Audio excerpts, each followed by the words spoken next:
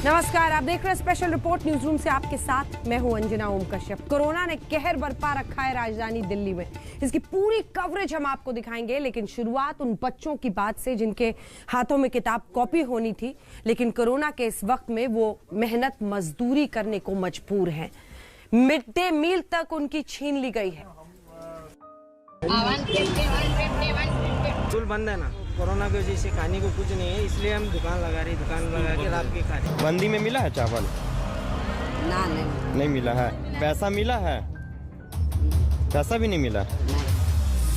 ये कोरोना कहाँ तो इस मासूम को स्कूलों में होना था, लेकिन ये कपास के खेत में फूल चुन रहे हैं।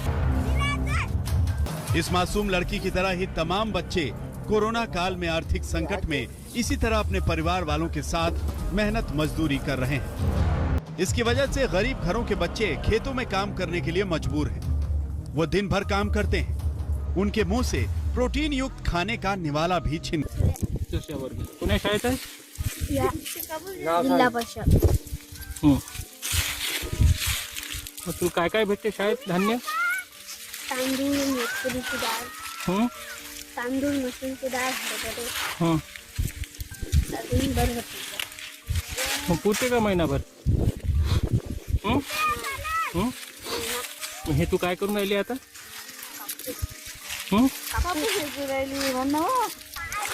किती पैसे भेटतात तुला याच्यात? 100-200 रोज येते का तू? 950 करोड़ बच्चों को वित्तीय सहायता दी गई है। उन्हें मिड डे मील की जगह अनाज और दालें दी गई हैं। लेकिन इन बच्चों के माता पिता गरीबी रेखा के नीचे बसर करते हैं, लिहाजा उन्हें नमक, मसालों और ईंधन के इंतजाम के लिए अपने बच्चों को काम पर झोंकना पड़ रहा है। माझा मुलगा 6वी मध्ये शिकत आहे। लॉकडाऊनच्या ह्याच्यातनी अशी घाणगबट चालत होती, पण तेवढ्यानं काही भागत नव्हतं, तर लेकराला आणा लागू राहिलं शाळेमध्ये वावरातनी। शाळेत काय काय मिळतं? गहू, तांदूळ, मसरीची डाळ आणि हरभरे। तेवढ्यानं काही भागत नव्हतं, तर मग आता लेकराला आणावं लागते कापूस। देश के तमाम हिस्सों में कुछ ऐसे ही हालात हैं। बच्चों की क्लास नहीं चल रही, तमाम छात्र आर्थिक रूप से पिछड़े परिवारों से आते हैं, सड़क पर रेहड़ी पटरी लगाकर जिंदगी बसर कर रहे हैं। घर में खाने को, कोरोना की वजह से खाने को कुछ नहीं है, इसलिए हम दुकान लगा के रात के खा रहे। स्कूल बंद है ना। सड़क किनारे दिए और मिट्टी के बर्तन बेच रही 4 साल की ये बच्ची अपनी दादी की मदद कर रही है। इसके परिवार को मिड डे मील के कोटे से राशन मिलता है। मिला ना मिलता उसको अनाज, कपड़े मिले थे, चावल मिले, दाल चावल। और इस दौर के बीच बच्चों की जिंदगी में बहुत बड़ा बदलाव आ चुका है। इन्हें भरपूर पौष्टिक खाना नहीं मिलता। जब स्कूल खुले थे तब इन्हें मिड डे मील मिलता था। मिड डे मील यानी दुनिया में बच्चों तक पौष्टिक आहार पहुंचाने की सबसे बड़ी योजना। मिड डे मील योजना ने दुनिया भर के देशों का ध्यान अपनी तरफ खींचा था। मिड डे मील योजना में देश के 11 करोड़ 59 लाख बच्चे रजिस्टर्ड हैं। देश के 10,14,000 स्कूलों में मिड डे मील दिया जाता है, जिसमें हर बच्चे को 450 से 750 कैलोरी का पौष्टिक खाना दिया जाता है। मिड डे मील योजना ने गरीबी के खिलाफ वैश्विक लड़ाई में अहम योगदान किया, लेकिन जो योजना बच्चों के लिए थी, अब वो पूरे परिवार के जीवन यापन का जरिया बनी हुई है। लेकिन तमाम परिवारों ने शिकायत की है कि उन्हें पर्याप्त मात्रा में राशन नहीं मिलता। महीना भर तो नहीं पूरता सर, एक ही हफ्ता मिलता है हमारे को। एक ही हफ्ते में पूरा राशन खलास हो जाता है।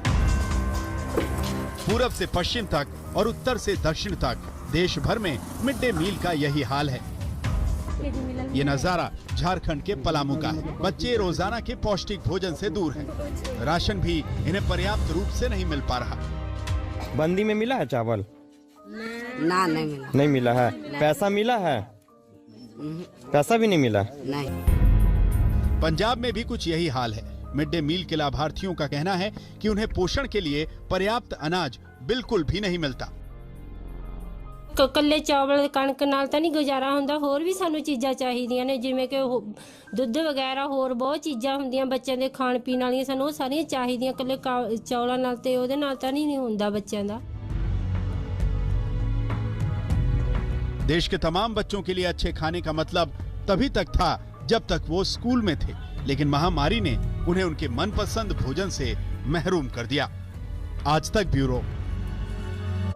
और अब बात राजधानी में कोरोना मामलों की। जी हां, बढ़ते हुए कोरोना मामलों ने दिल्ली सरकार के छक्के छुड़ा दिए हैं। बेतहाशा बढ़ रहे हैं दिल्ली में मामले।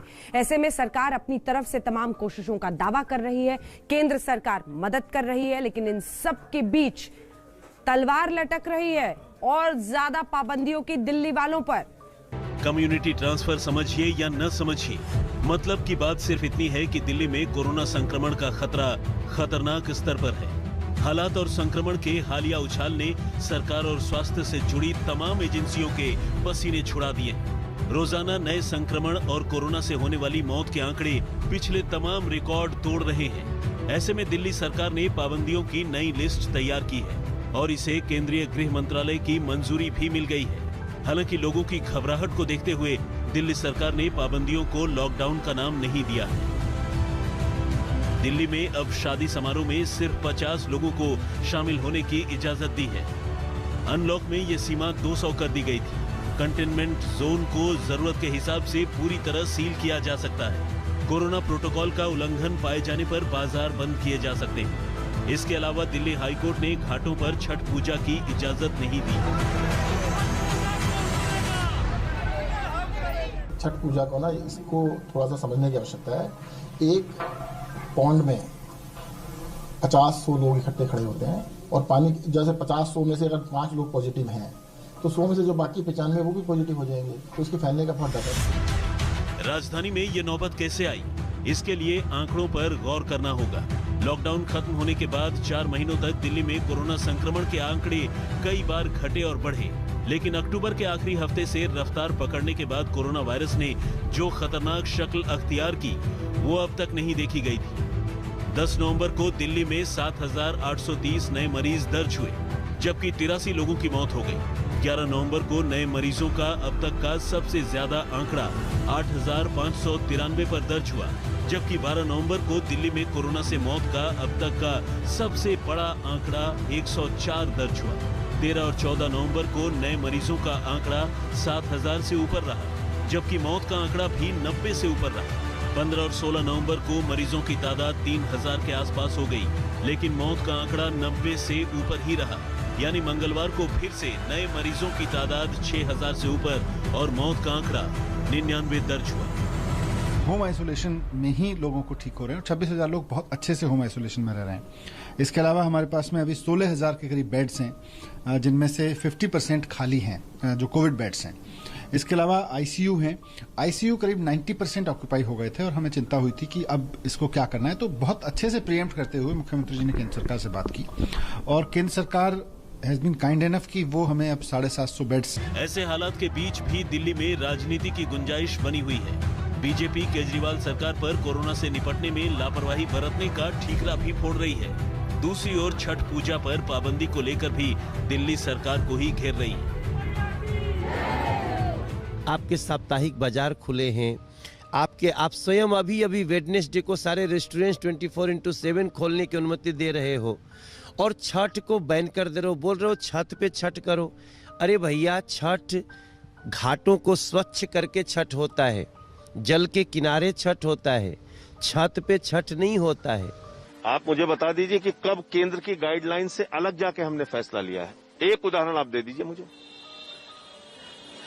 ये कोरोना का एक संकट काल है, इसमें कोऑर्डिनेशन के साथ हम लोग काम कर रहे हैं, लेकिन इनको हर चीज में सिर्फ और सिर्फ राजनीति खोजनी है, ये अच्छी बात नहीं। सियासत अपनी जगह है, लेकिन दिल्ली वालों को ये बात अच्छे से समझनी होगी कि कोरोना से बचाव की उनकी ढाल कमजोर पड़ने लगी। महामारी से अगर बचना है तो 2 गज की दूरी और मास्क के मंत्र को 100% अपनाना होगा। दिल्ली से पंकज जैन और आशुतोष मिश्रा के साथ आज तक ब्यूरो।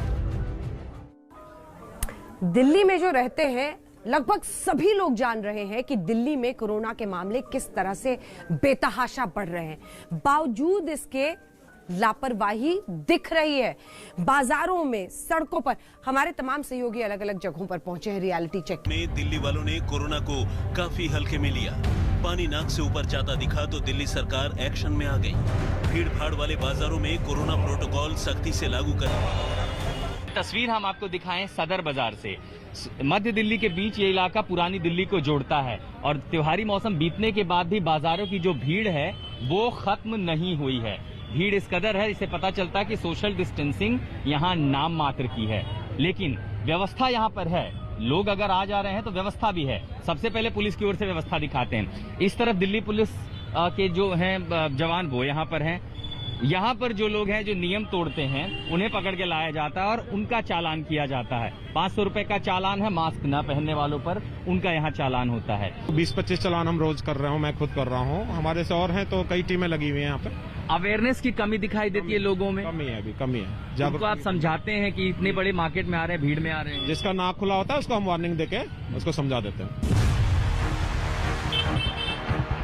सदर बाजार इलाके में भीड़ भाड़ को देखते हुए दिल्ली सरकार ने स्वास्थ्य विभाग की टीमें तैनात कर दी हैं। बाजार आने वालों का मौके पर ही रैंडम टेस्ट किया जा रहा है। एंटीजन और RT-PCR दोनों तरह के टेस्ट के लिए सैंपल जमा कराए जा रहे हैं। लॉकडाउन के बाद लड़खड़ाई अर्थव्यवस्था का तकाजा था कि बाजार खोल दिए गए, लेकिन दिल्ली के बाजारों का हाल देखकर अंदाजा लगाना मुश्किल है कि यहाँ कोरोना संक्रमण के हालात इतने खतरनाक हो चुके हैं। एक दूसरे से 6 फुट का डिस्टेंस बना के रखना है, आपको मास्क पहन के रखना है। उस सबको मानने से लोग साफ तौर पे कतरा रहे हैं। जैसे कि आप देख सकते हैं मास्क को नाक और मुंह ढकने की बजाय आधे उनको ढका हुआ है। लोगों की भीड़ यहाँ पर जमी हुई है। हमारे पीछे अगर आप देखें तो जलेबी वाला जो सबसे बहुत फेमस दुकान है यहाँ पे लोगों की भीड़ जमी हुई है जलेबी खाने के लिए। दरियागंज, चांदनी चौक, करोल बाग जैसे दिल्ली के तमाम मुख्य बाजारों में यही तस्वीर दिखाई दे रही है। संकरी गलियों में लोगों की रेलम पेल मची है। कोरोना को लेकर भरपूर बेफिक्री, लेकिन दिल्ली वालों की इसी बेफिक्री ने केजरीवाल सरकार की नींद उड़ा दी है। यही वजह है कि राजधानी में एक बार फिर से पाबंदियों की नई किश्त आने वाली है। अब इसे लॉकडाउन कहें या फिर कुछ और। दिल्ली से अनीशा माथुर और आशुतोष मिश्रा के साथ आज तक ब्यूरो। दिल्ली में छठ पर हो रही सियासत के बीच नोएडा में भी कोरोना को लेकर अलर्ट हो गया है, क्योंकि जो परिस्थितियां हैं खास तौर पर सीमा जहां से दिल्ली और नोएडा में लोग आर पार जाते हैं, कई जगहों पर तो रैंडम कोरोना। काश कि दिल्ली वाले कोरोना से लापरवाह ना होते तो ऐसी तस्वीरें कतई नहीं दिखती। काश कि दिल्ली वालों ने कोरोना के नियमों को माना होता तो ऐसे हालात। काश कि बाजारों में 2 गज की दूरी होती और लोग मास्क पहनते तो ऐसा खौफ नहीं होता। जब कोरोना की मार से तड़प उठी दिल्ली, सहम गई दिल्ली, खौफजदा हो गई दिल्ली, तो उसका डर विस्तारित हो गया। नोएडा वालों के जहन में भी कोरोना के पसर जाने की चिंता सताई, और चिंता सताई तो जिले के सबसे बड़े अधिकारी ने आदेश दिया कि दिल्ली से आने वालों का रैंडम कोरोना टेस्ट होगा। ये वही कवायद है। टेस्टिंग किस तरीके से की जा रही है? गाड़ियां आ रही हैं, गाड़ियों को रोका जा रहा है, खास तौर पर उन गाड़ियों को जिसमें 2 से ज्यादा लोग एक साथ चल रहे हैं। उन लोगों को यहां पर लाया जाता है जहां पर बैठी है टीम, जो मेडिकल टीम है, वो टीम यहां पर तमाम प्रोटोकॉल का पालन करते हुए सारी चीजें, सारी जानकारी वो लेती है और उसके बाद यहां पर सैंपल लिया जाता है। किस तरीके से आप लोग सैंपलिंग कर रही हैं? यहाँ पे सर है ना कोविड की रैपिड एंटीजन कार्ड टेस्ट हो रही है। नेजल से सैंपल लिया जाता है। इसका रिजल्ट इसका 15 मिनट में आ जाता है। नोएडा की सीमाएं जहां जहां भी दिल्ली से लगती है, वहां वहां से ऐसी ही तस्वीरें सामने आई। हर सीमा पर नोएडा की मेडिकल टीम मुस्तैद थी और जांच कर रही थी। ये एक्शन प्लान इसलिए बना क्योंकि दिल्ली में कोरोना बेलगाम है और वो नोएडा में भी कहर न बर पाए, इसलिए नियम बनाए गए हैं कि नोएडा से सटे सभी बॉर्डर पर रैंडम टेस्ट होंगे। डीएनडी और चिल्ला इलाके में टीम तैनात की गई है। ये टीम आने जाने वालों का रैंडम टेस्ट करेगी। 1 से ज्यादा संक्रमित मिलने पर इलाके को माइक्रो कंटेनमेंट जोन में बदला जाएगा। टारगेट सैंपलिंग का प्लान तैयार किया गया है। डिलीवरी बॉय, दुकानदार और रिक्शा चालकों के भी टेस्ट होंगे। नोएडा में मौजूद सभी संस्थानों को भी निर्देश दिए गए हैं कि लोगों पर नजर रखें, लक्षण वाले मरीजों की पहचान जल्दी सुनिश्चित करें और इलाज की व्यवस्था करें। जो टारगेट ग्रुप्स किसी दिन रिक्शा चलाने वाले, किसी दिन डिलीवरी बॉयज़ की, किसी दिन ब्यूटी पार्लर्स की, किसी दिन दुकानदारों की, जहां लोगों की आवागमन रहती है, तो उन सारे लोगों की भी सैंपलिंग करने से एक आइडिया भी लगती है कि कहाँ संक्रमण है, और जो संक्रमण है उसको आइसोलेट करने के लिए भी ये मददगार होगी। फैसले के मुताबिक दिल्ली से आने वालों पर रोक नहीं है। नोएडा प्रशासन उनमें से कुछ लोगों की रैंडम सैंपलिंग कर रहा है, यानी चुनिंदा लोगों की जांच की जा रही है, एंटीजन टेस्ट किए जा रहे हैं। कोई दिल्ली का रहने वाला है, वो पॉजिटिव पाया जाता है डॉक्टर ओहरी, तो क्या उसके लिए व्यवस्था है? आप क्या प्रशासन से वहाँ संपर्क में है? सर, वो दिल्ली जाएगा और दिल्ली ही भेजा जाएगा, वहाँ पर जाके होम आइसोलेशन या जैसा भी उसकी कंडीशन रेफर करेगी वो काम करेगा। तो क्या वहाँ के प्रशासन से आपने संपर्क किया है, या एक कोऑर्डिनेटेड है, या आपने अपनी तरफ से? कोऑर्डिनेटेड है, हमारी तरफ से है, ये कोऑर्डिनेटेड भी है। कोई एसडीएम साहब हमारे यहाँ यही है और प्रशासन से भी संबंध रख रहे हैं वो।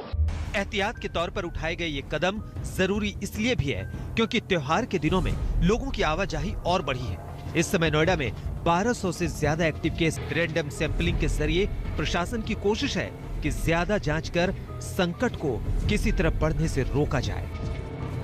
तनुश्री पांडे और भूपेंद्र चौधरी के साथ कुमार कुणाल, नोएडा, आज तक। बढ़ रहे हैं दिल्ली में कोरोना के मामले, नोएडा में अलर्ट है, लेकिन इधर दिल्ली सरकार भी अपनी तरफ से कोशिश कर रही है। मुख्यमंत्री अरविंद केजरीवाल खुद कई अस्पतालों का दौरा कर रहे हैं, लेकिन इन सब के बीच बीजेपी का कहना है कि वक्त रहते काबू में क्यों नहीं लाए कोरोना के मामलों को।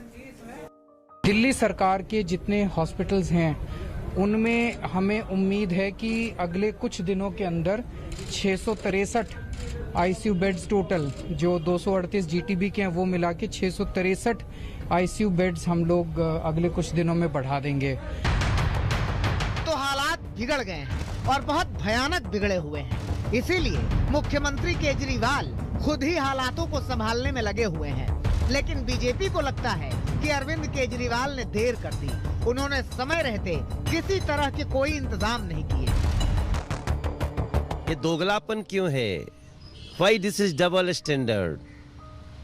मैं यही तो बात बोल रहा हूँ ना। बीजेपी के सांसदों ने अरविंद केजरीवाल के खिलाफ मोर्चा खोला तो दिल्ली के उप मुख्यमंत्री सामने आए। उन्होंने कोरोना के इस संकट काल में आरोपों की इस राजनीति को खारिज कर दिया। बोले अभी ऐसी राजनीति करने का वक्त नहीं है। देखो, भारतीय जनता पार्टी को इस तरह की मतलब कोरोना के संकट में इस तरह की राजनीति करना शोभा नहीं देता है। इस तरह की राजनीति थोड़ी सी ओछी राजनीति लगती है। मैं एक नागरिक के रूप में, एक गवर्नमेंट के रूप में यही कहना चाहूंगा कि इस समय कोविड है। दिल्ली में कोरोना से हालात बिगड़ने लगे हैं, अस्पतालों में बेड भर गए हैं, संक्रमण का दायरा बढ़ता जा रहा है। माना जा रहा है कि दिल्ली में कोरोना की तीसरी लहर बेहद खतरनाक है, मगर दिल्ली के स्वास्थ्य मंत्री कह रहे हैं कि दिल्ली में कोरोना की तीसरी लहर नहीं है। राम किंकर सिंह के साथ पंकज जैन, दिल्ली, आज तक। कोरोना के बढ़ते मामलों के बीच छठ पूजा की आज शुरुआत हो गई, लेकिन शुरुआत हो गई उस सियासी हट की भी जो छठ पूजा के बैन पर राजधानी में दिल्ली सरकार ने लगा दी है। बात अब शब्दों तक पहुंच गई है। मनोज तिवारी ने विवादित टिप्पणी कर दी, ट्विटर पर अपशब्द लिख दिया, सीएम के लिए बवाल छिड़ा है। हो रही है आज नहाए खाए व्रती महिलाएं 18 नवंबर से 21 नवंबर तक चलेगी, लेकिन दिल्ली में घाटों पर छठ पूजा को पूरी तरह से बैन कर दिया गया है। खिला हुआ है, पूरी सियासत छठ पर फोकस हो गई है। बीजेपी ने केजरीवाल सरकार के खिलाफ मोर्चा खोल दिया है। दिल्ली में छठ को लेकर राजनीति गरमाने लगी है। दिल्ली सरकार ने फैसला ये किया था कि छठ कोई भी सार्वजनिक जगहों पर मना नहीं पाएगा। उसको लेकर के इस वक्त केजरीवाल के घर के बाहर बीजेपी के पूर्वांचल मोर्चा का विरोध प्रदर्शन चल रहा है। तमाम जो नेता हैं बीजेपी के, उनका ये कहना है कि जिस तरीके से बाकी क्षेत्रों में रियायतें दी गई हैं, चाहे वो बाजार खुलने में हो या फिर और भी सार्वजनिक परिवहन में रियायत दी गई है, उसी तर्ज पर कहीं न कहीं छठ में ये रियायत दी जाए। और उसी रियायत की मांग करते हुए लोग यहाँ पर बीजेपी के कार्यकर्ता विरोध प्रदर्शन करने पहुंचे हैं। दिल्ली में छठ पूजा पर पाबंदी को लेकर बीजेपी ने न सिर्फ नारेबाजी की, बल्कि बीजेपी के पूर्व अध्यक्ष मनोज तिवारी ने केजरीवाल को अपशब्द तक कह दिए। अरविंद केजरीवाल जी दिवाली मनाने के लिए कितनी भीड़ के साथ अक्षरधाम मंदिर में टीवी पर लाइव कराए, क्या ये डबल स्टैंडर्ड है? तो फिर ऐसी स्थिति में जिनका दिया हुआ नमक आप खा रहे हो और उन्हीं के साथ ऐसा व्यवहार कर रहे हो, फिर आप बताओ मैं क्या कहूँ। मैं प्रार्थना करना चाहता हूँ, किसी व्यक्ति को नमक हरामी नहीं करनी चाहिए। जनता से नमक हरामी तो बहुत ही निंदनीय है। देखिए, मनोज तिवारी जी एक ओछी और घटिया राजनीति कर रहे हैं। छठ पूजा के आयोजन को लोगों के जीवन को ध्यान में रखते हुए कई राज्य सरकारों ने प्रतिबंधित किया। हरियाणा ने, गुजरात ने, बिहार ने अपने तरीके से प्रतिबंध लगाया, यूपी ने लगाया। दिल्ली में आप राजनीति कर रहे हैं। मैं तो कहना चाहता हूं मनोज तिवारी जी से, जब पूर्वांचल के लोग आसाम में मारे जाते हैं, भाजपा के शासन में महाराष्ट्र में मारे जाते हैं, गुजरात के अंदर मारे जाते हैं, उस समय आपके मुंह से आवाज क्यों नहीं निकलती? आप सत्ता के एक अंग बनके उस समय उनके अत्याचार और जुर्म के साथ खड़े रहते हैं। पूर्वांचलियों की हत्या तक की गई गुजरात के अंदर, एक शब्द नहीं बोला मनोज तिवारी ने। और आज छठ पूजा के नाम पे ओछी राजनीति कर रहे हैं आप। इस वक्त छठ पूजा को लेकर दिल्ली सरकार और बीजेपी में जबरदस्त टकराव हो गया है। दिल्ली में पूर्वांचलियों की अच्छी खासी तादाद है, इसी वजह से वो चुनाव में अहम भूमिका निभाते हैं। ऐसे में केजरीवाल सरकार लोगों को यही बताने और समझाने में लगी है कि दिल्ली में छठ पूजा पर पाबंदी क्यों लगाई गई है। पहले तो मैं आपको बता दूं, सबसे पहले छठ पूजा को ना, इसको थोड़ा सा समझने की आवश्यकता है। एक पॉन्ड में 50-100 लोग इकट्ठे खड़े होते हैं और पानी जैसे 50-100 में से अगर 5 लोग पॉजिटिव हैं तो 100 में से जो बाकी 95 वो भी पॉजिटिव हो जाएंगे, तो उसके फैलने का बहुत डर है। इसको देखते हैं, ऐसा नहीं होगा। देखो, लोग लॉ अबाइडिंग है और ये पॉलिटिकल पार्टी ही कर सकते हैं, बाकी कोई नहीं। कुछ उनकी साजिश है, थोड़ा वो उत्तर प्रदेश बिहार के लोगों से और खासतौर से अभी बिहार की जीत हार से थोड़ा नाराज हैं, इसलिए छठ पे आरोप अपना पूरा अटैक किए हैं। मेरी प्रार्थना है अरविंद केजरीवाल जी, ऐसा मत करो। सोशल डिस्टेंसिंग सबसे ज़्यादा छठ के लोग ही करते हैं। प्रसाद की शुद्धता भी वो मना ले जाते हैं, नहाए खाए से लेके और अंतिम अर्घ तक वो कैसे स्वच्छता होगी वो भी निभा लेते हैं। इनको छठ करने दो, ये लोग सोशल डिस्टेंसिंग के तहत ही करेंगे। लेकिन केजरीवाल सरकार के फैसले पर दिल्ली हाई कोर्ट भी इत्तेफाक रखता है। कोरोना वायरस के बढ़ते केस को देखते हुए सार्वजनिक मंदिर, घाट और मैदानों में छठ पूजा की अनुमति दिए जाने से दिल्ली हाई कोर्ट ने भी इनकार कर दिया है। एक याचिका पर सुनवाई करते हुए हाई कोर्ट ने कहा, त्योहार मनाने के लिए जिंदा रहना जरूरी है। छठ पूजा के सामूहिक आयोजन की अनुमति देने पर कोविड-19 महामारी में तेज वृद्धि की आशंका रहेगी। नागरिक के रूप में, एक गवर्नमेंट के रूप में यही कहना चाहूंगा कि इस समय कोविड है और जिस तरह से हमने स्कूल बंद रखे हुए हैं, जिस तरह से हम और सारी चीज़ों को बंद रखे हुए हैं, शादी ब्याह में 50-50 लोगों की रेस्ट्रिक्शन तक लगी हुई है, वे बहुत सारे और फेस्टिवल्स हैं जिन पे रेस्ट्रिक्शंस लगी, तो अगर हमारी महिलाएं खासतौर से जाके पानी में खड़ी होती हैं छठ के मौके पे, अगर वो होंगी तो उनको नुकसान हो सकता है। हाईकोर्ट ने ये कहते हुए याचिका ठुकरा दी कि लगता है याचिकाकर्ता को दिल्ली के हालात की जानकारी नहीं है। ऐसे हालात में भीड़ इकट्ठा होने की इजाजत नहीं दी जा सकती। हम आपको बता दें कि पिछले साल दिल्ली सरकार ने 565 जगहों पर छठ पूजा का आयोजन किया था, जबकि साल 2018 में दिल्ली में 268 घाटों पर छठ पूजा का आयोजन हुआ था, जबकि 50 जगहों पर स्थायी रूप से छठ घाटों का निर्माण किया गया था। अब आम आदमी पार्टी कह रही है कि छठ पर पाबंदी का फैसला उनकी सरकार का नहीं है, बल्कि केंद्र सरकार के निर्देशों के तहत ही किया गया है। कि सभी सांसद जो बीजेपी के हैं, सभी नेता जाकर अपने गृह मंत्री से बात करें और अगर वो उनसे गाइडलाइन लेकर आते हैं, परमिशन लेकर आते हैं, तो मैं आप सबको ये आश्वासन जरूर देता हूं, अपनी सरकार से बात कराएंगे और पूजा करेंगे। दिल्ली कोरोना के बढ़ते मामलों को लेकर विश्व का नंबर 1 शहर बन गया है। ऐसे में दिल्ली सरकार और केंद्र सरकार राजधानी को कोरोना से बचाने के लिए कोशिशों में जुट गई है। उपराज्यपाल अनिल बैजल ने भी दिल्ली सरकार को कुछ इलाकों में स्थानीय स्तर पर लॉकडाउन लगाने की अनुमति दे दी है। जितेंद्र बहादुर सिंह और कुमार कुणाल के साथ पंकज जैन, दिल्ली, आज तक। सियासी बवाल राजधानी में जरूर छिड़ा हुआ है, लेकिन देश के कई और ऐसे राज्य हैं, कई शहर हैं जहां पर छठ के सार्वजनिक जगहों पर पूजा करने पर बैन लगा दिया गया है, चाहे वो मुंबई हो, चाहे सूरत, अहमदाबाद, पंचकुला। इस रिपोर्ट में देखिए।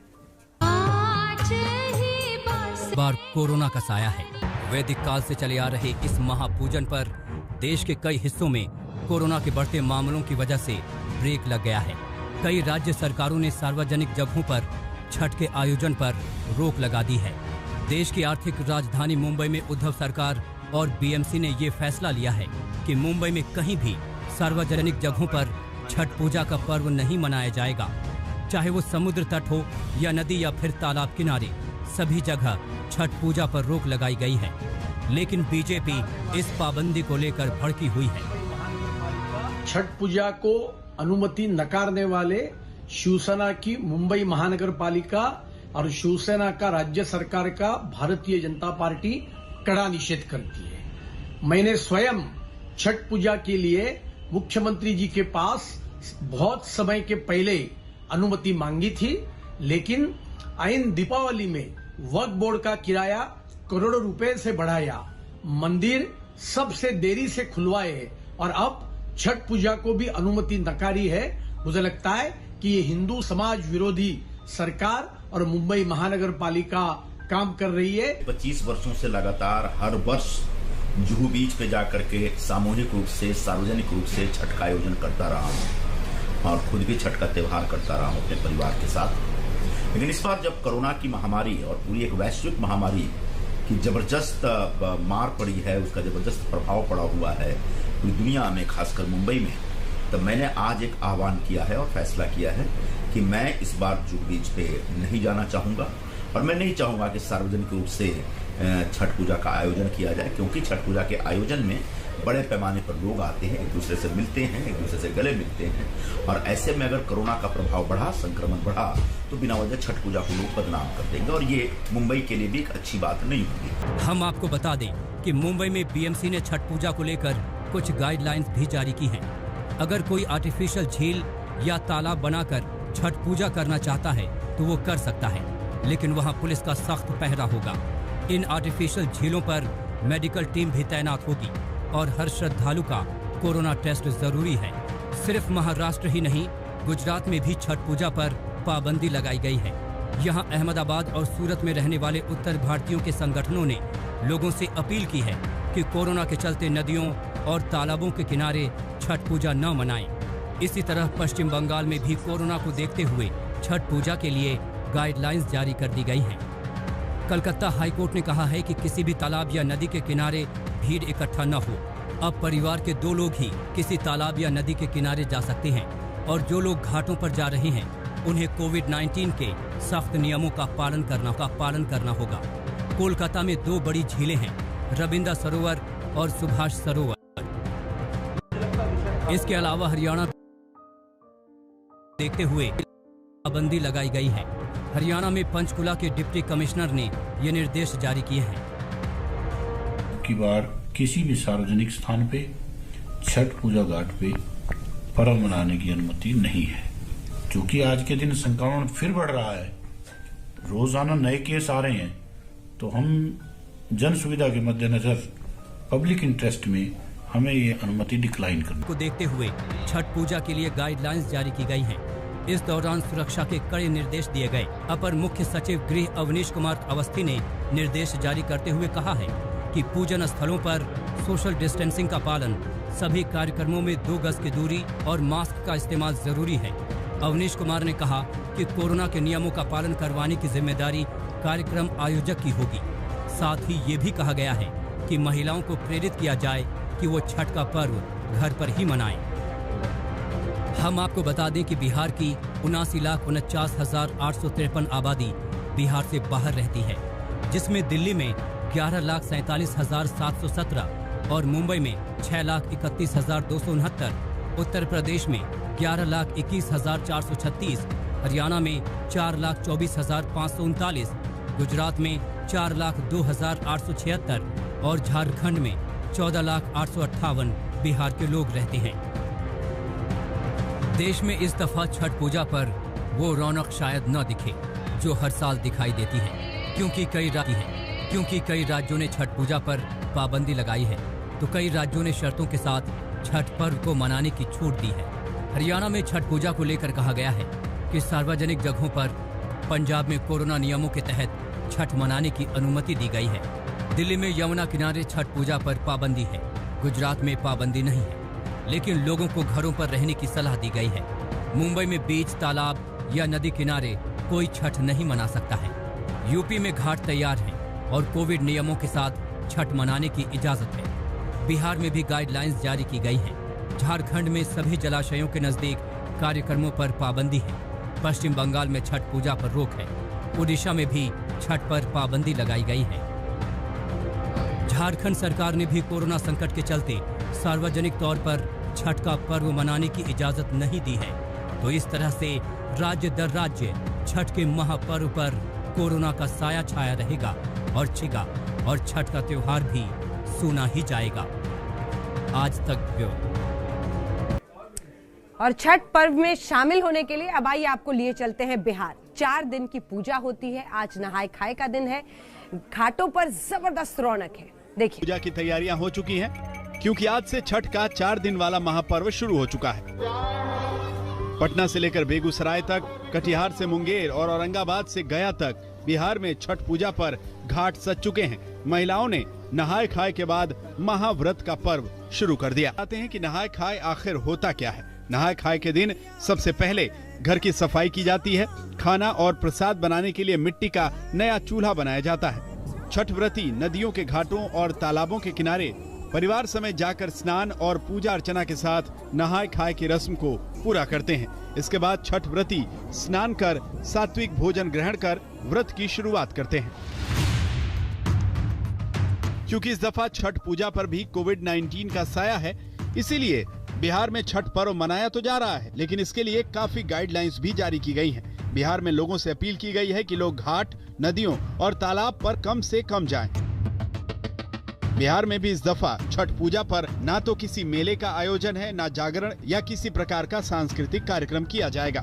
कल इस महापर्व के दूसरे दिन खरना है। इस महापर्व के तीसरे दिन डूबते हुए सूर्य को अर्घ दिया जाता है और फिर आखिरी दिन उगते सूर्य को अर्घ के साथ ही इस महापर्व का समापन होगा। वाले लोगों को लेकर जिला प्रशासन ने तैयारी पूरी कर ली है। पटना के कई हिस्सों को खूबसूरती से सजाया गया है। लाइटिंग के साथ साथ चेंजिंग रूम की भी सुविधा दी गई है। पटना से रोहित सिंह के साथ आज तक ब्यूरो। इसी के साथ स्पेशल रिपोर्ट में इतना ही। देश दुनिया की बाकी खबरों के लिए आप देखते रहिए आज तक। नमस्कार, मैं हूं अंजना ओम कश्यप। हमें उम्मीद है ये वीडियो आपको पसंद आया होगा। लेटेस्ट खबरों के लिए यूं ही देखते रहिए आज तक और इस वीडियो के पसंद आने पर लाइक, शेयर एंड सब्सक्राइब करना ना भूलें।